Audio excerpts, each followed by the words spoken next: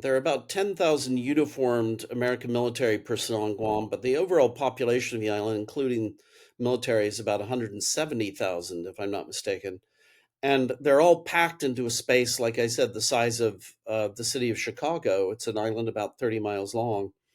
So even if the attacks were concentrated on American military bases, those bases make up an enormous percentage of the overall territory of the island. So it's hard to imagine how Guamanians, so the civilian population would escape, damage.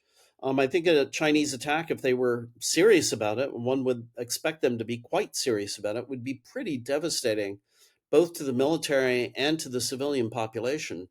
And actually, just within the past few days, I saw a representative of one of the Pacific Island nations talking about how, or actually of the Guamanian government talking about how, one thing we're very worried about is air raid shelters for the civilian population.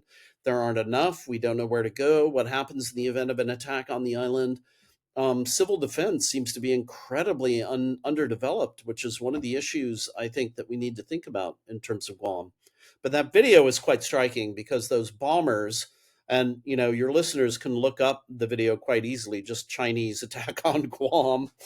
It was posted or recorded by a Philippines TV station, I think. The Filipinos, needless to say, follow all of this very closely, and those bombers, H-6 bombers, the big Chinese bombers, are nuclear capable.